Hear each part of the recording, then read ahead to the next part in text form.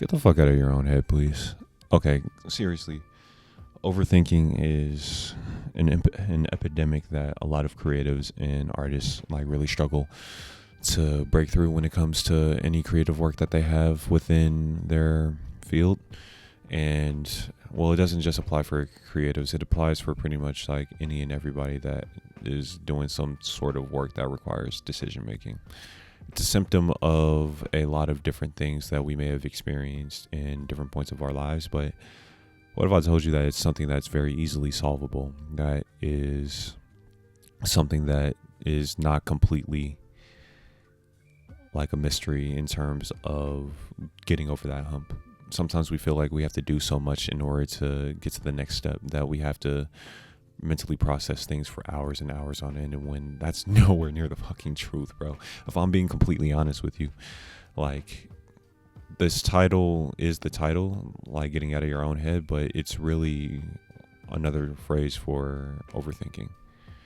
In today's video, we're going to focus on why overthinking is a thing, how it even came to be, and why it's such a natural reflex for so many of us, and why that thing ends up blocking us from making the progress that we want to make when it comes to the work that we're doing. My name is my name, and let's get started. Okay, so overthinking is pretty much the sum of three things. We're just going to dive straight into it. The fear of being seen, the fear of being judged, and the fear of failure. Those three things are what we call core traumas. These traumas are things that we've literally experienced earlier in our life, whether it's childhood or even adulthood, stuff like that. Any experience that came with a tragic result or something that lives in our head rent free. And that thing is that fear or whatever that feeling is that we've associated with that particular event still lives on within us. And the overthinking is pretty much a defense mechanism that is designed to help us avoid circumstances and situations that have led to those results before. So it's basically not necessarily a bad thing. It's just a safety net. It's a safety net that is actually being a little too safe. That's not allowing us to take the risk that we feel like we need to take in order to really get that breakthrough that we're looking for. The work I do is specifically catered towards creatives, artists, and people that are looking to break through when it comes to their work. But if this is something that you don't necessarily relate to, or you work in a completely different field, there's still some gems and stuff in here for you as well. But if it works for you, cool. If it doesn't, it is what it is.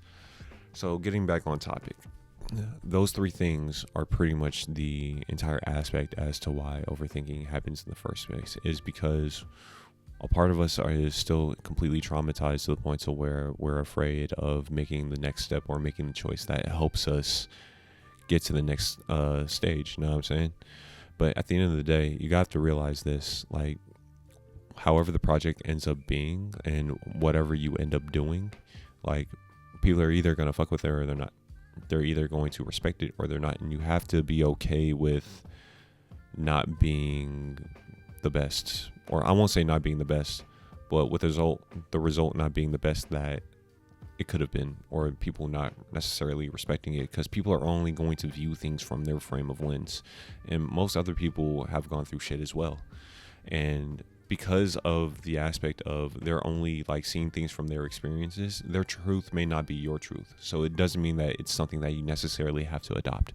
It is what it is, literally. So getting to my next point, bro, these fears, these traumas, just because they're stuck inside of us for right here, right now, doesn't mean that they can't get unstuck. Think of it like this. You go through a particular experience. For example, let's say you have to give a speech in front of class. I know most people are afraid of doing that, but you want to know why? The fear of being seen, fear of judgment, fear of failure, fear of embarrassment. All of those three things that I just mentioned, those are the things that are particularly running this person. They're feeling like the speech needs to be this, and that in order to be satisfied, not just satisfied, approved. So if you want to really know where all of this overthinking and all of these fears come from. It's for our human nature desire of approval. Why the fuck do we need approval so much? Okay, let's have a little history lesson here. Approval is pretty much the currency of life. I know that's a pretty wild statement, but stay with me here. So let's take it back to a couple of thousand years ago. Human society was still developing, and everybody was pretty much moving in what we call today cliques or tribes.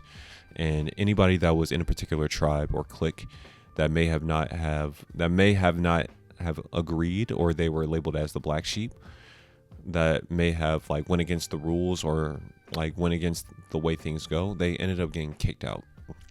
But you see, back then, during those times, you see, to stick together was survival, and to be approved was literally life, because if you're not approved, then you could possibly die, because you would have been separated and cast out from the group, and you would have had to fend for yourself, to the point to where, like, because you're completely on your own, your chances of living were cut to minimal percentages.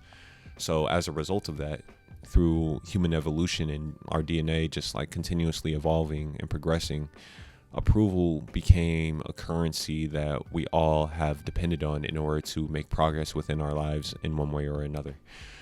So because of that need for approval, whenever we didn't get approved, especially as like children, young, growing up, we end up just losing, we end up feeling like we're on the verge of death, because our evolutionary wiring is so designed to be addicted to approval so that we can live. And if we're not approved, then we feel like we're on the verge of death, and that we're like literally going out into the wild and having to fend for ourselves, that we have no chance of making it at all whatsoever. So to bring it back to modern times, basically overthinking is pretty much the desire for approval and the fear of failing, or whatever, or the fear of those three topics that I told about, that I mentioned before. Forgive me if I'm rambling.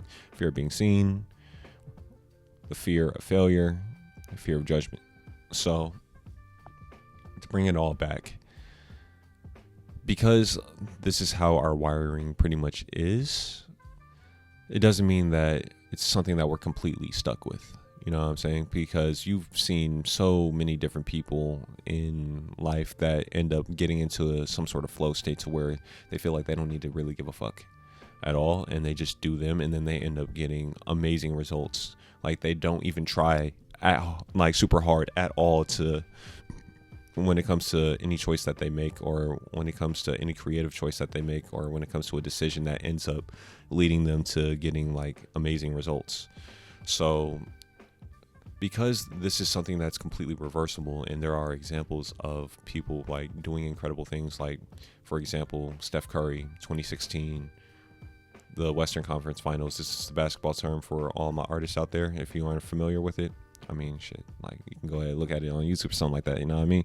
But literally, like, instead of overthinking the process before he took that shot that ended up helping them get to the 2016 finals and winning the game overall against the Thunder, he just let it happen. He got into that flow state, and he literally just let it fly. He trusted himself, a self-trust. And that self-trust is built internally, not externally, because the world can only give you so much, but you can give yourself 100 times more than that. Feel free to write that down if you need to. And feel free to drop a comment if any of these things that I'm saying right now is resonating. I would love to have a conversation about it. But because there was that level of self-trust and that inner conviction, that is what led him to get a fantastic result. Sure, it's not going to be perfect every time, but like, the more that you do it, the more likely that you're going to come across those results. Am I right? So anyways, that is the backlog history of what like pretty much causes overthinking in the first place, along laced with some examples of the good and the bad. So now we're going to get into the process on how to actually minimize or limit the amount of influence overthinking has when it comes to the results, to the decisions that we make for the results that we want. So this is a simple 4-step process.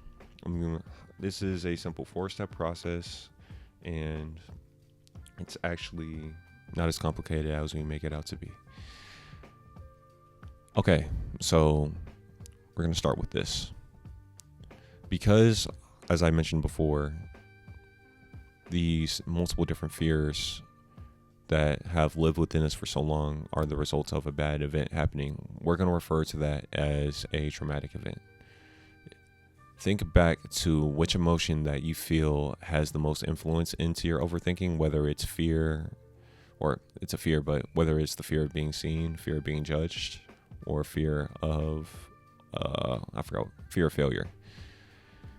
Whichever one you feel like resonates with you the most, then find a particular memory that has, or a particular circumstance that you've gone through that may be like the most like resonant with that. Once you decide or figure out what that is, it's gonna take a little bit of thinking. So go ahead and do that. You can do it. I believe in you. I trust you all the way. Once you do that, then you move on to the next step. Once, after determining what that core memory is, then I need you to lay down, sit down, find a quiet space, and reinsert yourself into that particular circumstance. It's not going to feel comfortable. I'm just going to tell you that now. It's not going to feel fucking comfortable at all. It's going to feel like shit. Respectfully. Like, you're going to feel those same emotions that you felt the first time around, because they're technically still stuck there. They never ended up fully processing it. So what we're doing is fully processing the experience that we've had before, and actually giving ourselves and our bodies a chance to fully recognize that it happened and finally move on from it. Because we're doing that, that's also registering into our subconscious mind. Our subconscious mind is pretty much the gateway to creativity, to put it simply. I might make a video describing what the subconscious mind actually is, but to put it simply, the subconscious mind is the gateway to our creativity. And it's pretty much like another term for our intuition. Our intuition is referred to as our inner guidance from the version of ourselves that is in the desired circumstances that we want. That is literally like projecting and sending inspiration and ideas for us to get to the place that it's at so that it can fully materialize, if that makes any sense.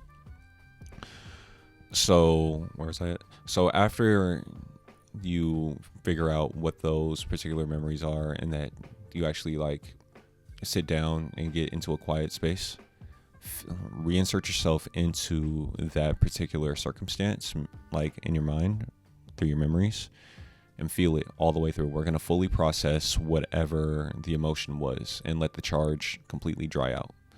So once you like do that for as long as you need to, if it takes 5 minutes, 10 minutes, 20 minutes, 30 minutes, even an hour, stick with it until it fades away. It's going to get to a point to where it eventually like fades, like a good like 80-95% of it is going to like completely like dissipate, and then it's going to end up feeling neutral when you play back that memory in your mind. And after you do that, take a small little break and give yourself in your mind like a chance to breathe so that it can actually like process what has fully happened and actually catch up to the neutralizing that just took place. So after you've given yourself a break and you've let it neutralize for as long as you could have, when you feel like you can actually competently think straight again, like think forward, think clearly, then you'll be ready to actually seal the deal and permanently change whatever that traumatic event was that caused you to overthink in the first place. So from here on out, this is where we're going to kind of do something that's a little bit more on the spiritual side of things. So there is a technique called revision. Revision basically rewires your subconscious definition of something. So say your definition of giving a speech before was fear, or your definition of working on a project before was perfectionism. It needs to be this, it needs to be that. We're going to change that because of our negative associations that have transpired and that has been living with us for so long, has influenced us to make the projects that we were making before that may have not led to the best results, or the process felt like hell getting to the end result. So we're changing that definition from a negative to a positive.